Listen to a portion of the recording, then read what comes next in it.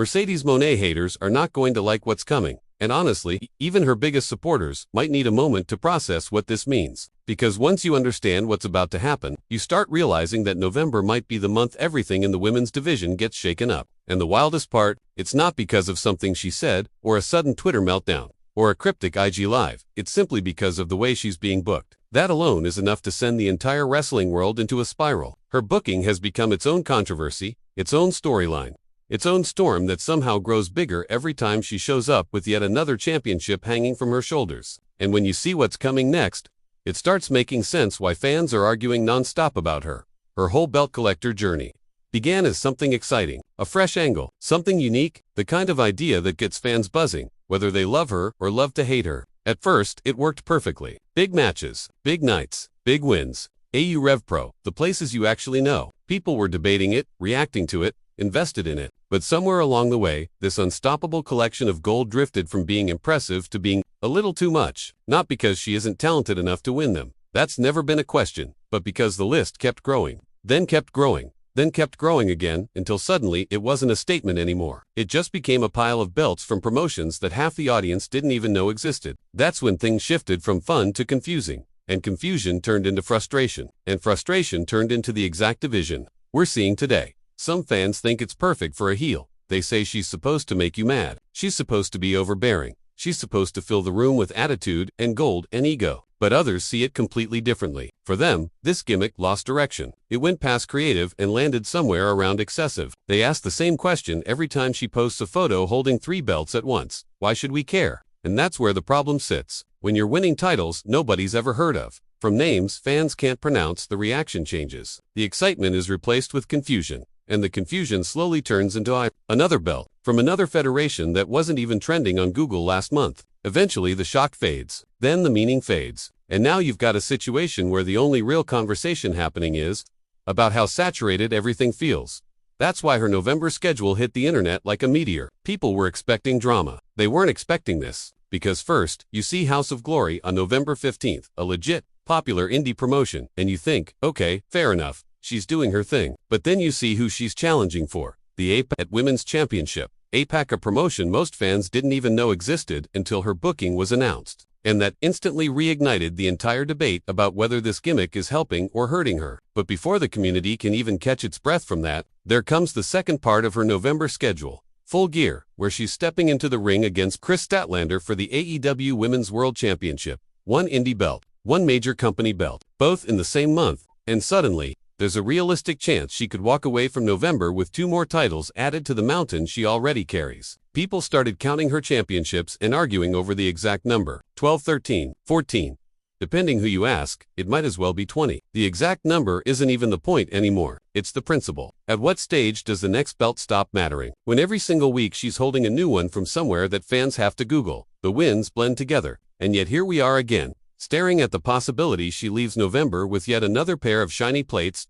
And that's where AEW fans start getting nervous. Because this isn't happening in isolation. This is happening while AEW is trying to build prestige in their women's division. Something they've struggled with for years. Tony Khan has already experimented with boosting the TBS title, making it feel strong, giving it momentum. Letting champions like Toni Storm and Mariah may elevate the entire division. That momentum didn't happen by accident. It was the result of consistency. And now, Mercedes is hovering over the world title picture at the same time she's collecting random belts outside the company. The problem writes itself. If she wins too much, too fast, the title becomes a prop in her collection rather than the crown jewel of AEW's women's division. But even deeper than that is something a lot of fans don't want to admit. A world champion in AEW doesn't just represent the company. They represent the ecosystem. They travel. They make media rounds. They handle storylines that connect multiple wrestlers. They are the center of the women's division. And if that champion is out there juggling belts from every corner of the wrestling world, things start getting messy. Imagine AEW's top champion appearing on another promotion's poster as their mid-card champion, or showing up somewhere defending a title that doesn't even matter to AEW's own narrative. That's where the booking problems start becoming unavoidable. That's why so many fans believe AEW is approaching this differently. Instead of giving her the AEW Women's World Championship now, there's a theory they're being patient. They want the APAC match to happen. They want the indie belt stack to finish growing. Then they want the inevitable collapse. Not a collapse of her career, a collapse of the collection. A fall from grace storyline. Because when you look at AEW storytelling patterns, they love arcs, redemption, downfall, rebuild, the cycle that makes a wrestler go from villain to underdog to hero to champion. And the belt collector persona can be used to create exactly that arc. You make her lose the small belts one by one. You make her panic. You make her chase. You let the ego crack. You show the downfall. And then, just when everyone thinks she's finally done, you build her back up into a legitimate world champion contender without the clutter of 15 outside belts hanging over the booking. That arc, if AEW commits to, it might be the smartest way to turn chaos into gold.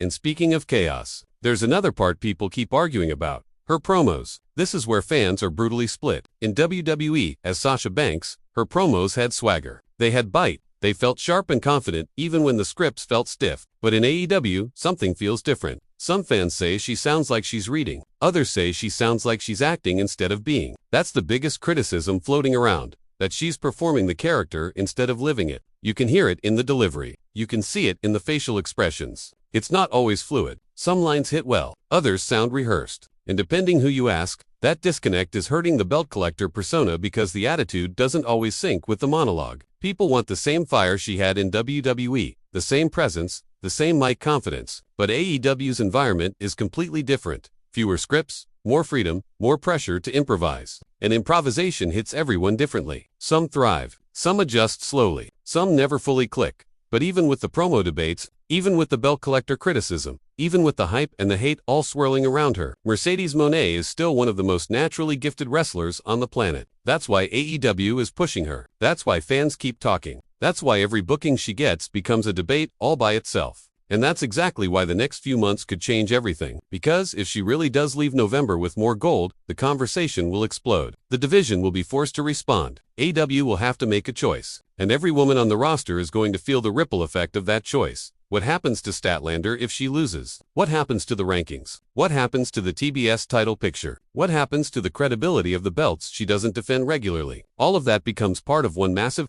domino chain that AEW either manages perfectly or lets spiral out of control. And then there's the uncomfortable. The possibility that almost no one wants to acknowledge out loud. What if AEW actually wants her to collect even more belts? What if this isn't chaos? What if it's strategy? Look at the bigger picture. She brings mainstream attention, casual fan interest, crossover buzz, celebrity culture, major media coverage. AEW could be using the belt collector gimmick to build a global brand identity for her. Something that makes her the center of international storylines that connect multiple promotions, a network of partnerships, a web of a shared spotlight that elevates AEW by extension. And if that's the motive, then the belt count doesn't harm AEW's world title at all. It prepares the world title for the moment she eventually takes it. Because when she finally grabs the AEW Women's World Championship, whether that's in 6 months, a year, or even longer, it won't just be another belt. It will be the crown at the top of a long, exhausting, chaotic journey. And that's exactly the type of story AEW loves to tell. The messy road that somehow leads to the perfect disaster.